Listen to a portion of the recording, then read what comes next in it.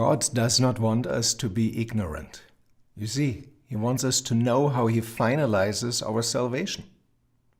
And He wants us to know that in the end, He will stand righteous and just before the entire universe. Now, the final phase of salvation starts with a judgment which is convened in heaven, in the heavenly sanctuary, as we have seen in Daniel 7. The same time is described in Daniel 8 against the backdrop of the Day of Atonement. It is the cleansing of the heavenly sanctuary, and it's the cleansing of a people on earth. So while in heaven the Day of Atonement convenes, on earth we have the proclamation of a final message of truth, a truth about the heavenly high priest, about the heavenly sanctuary, and about the right way of salvation. Now, this end-time message corresponds to the heart of the book of Revelation. There's a call proclaimed by 3 angels. It is this call which is the end-time message given by God's people on earth. We find that in the heart of Revelation in chapters 12 to 14. Now, this message will be important after the prophetic times of Daniel have been fulfilled, as we see from Revelation 10. The connections between Revelation 10 and Revelation 14:6 are obvious. It's also about here proclaiming to the people, the nations, the tribes, and the tongues. And it is called in Revelation 14:6 that this message is an eternal gospel. It's interesting to see that in all of the Johannine writings, the word gospel is only used at this very verse. John seems to reserve that term, gospel, to what comes here when we read about the messages of the 3 angels. Now, what is this eternal gospel all about?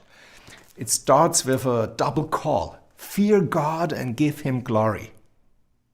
The reason to fear God and give Him glory is because the hour of His judgment has come.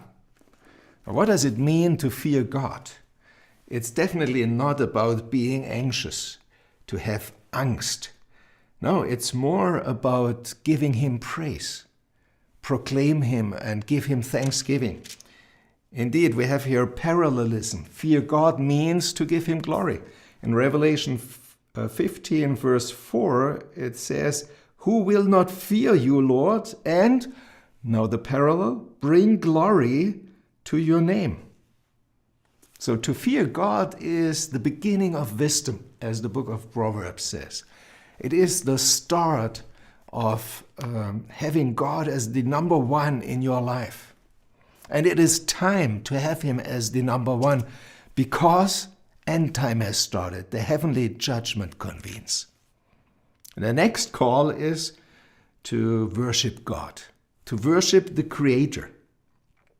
Now, Revelation 13 and 14 is all about worship. Now, the dragon, who is Satan, and his 2 allied forces, who are described symbolically here as beasts, the dragon requires worship. He wants the human planet to worship him. In fact, 8 times is it called in Revelation 13 and 14 that one part of these 3 satanic parts are worshipped. And against these 8 calls to worship Satan is this one call to worship God. So this is an important call. Worship God, the Creator, and not the other forces.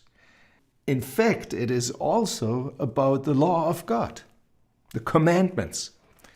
Satan and his forces attack all of the 10 commandments, except it seems to be the 7th commandment. But then we come to Revelation 14, verse 7.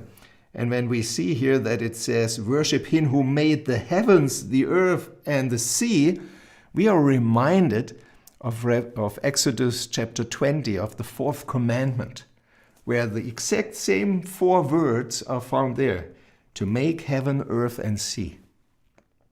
So the Sabbath commandment is actually the one which expresses the worship of God. If we want to worship God in these end times, the first angel message says, Worship God on the Sabbath day. Proclaim him, that he is the Lord of all the commandments.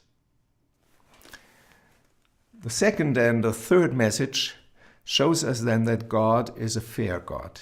He always shows both ways, the way of life and the way to death. In the second and third message, he shows where it leads to when you follow this end-time Babylon, as it is called, another word for that satanic alliance in the end time.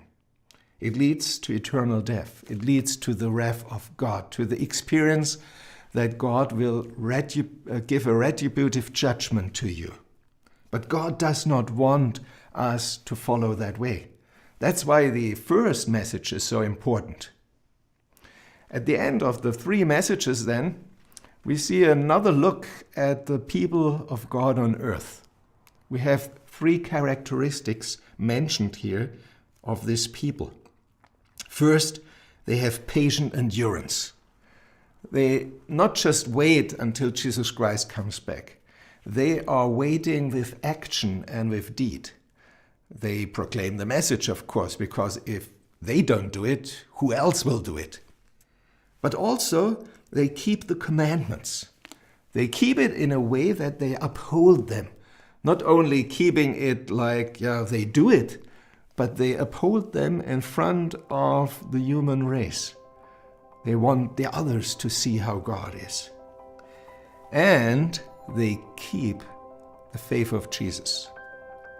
It's interesting to note that probably the faith of Jesus is Jesus' own faith. It is his loyalty toward us. In fact, it's Jesus' loyalty at the cross, his loyalty as our high priest, that keeps us saved. That is the reason of our salvation, because Jesus is always true to the cause. He is loyal.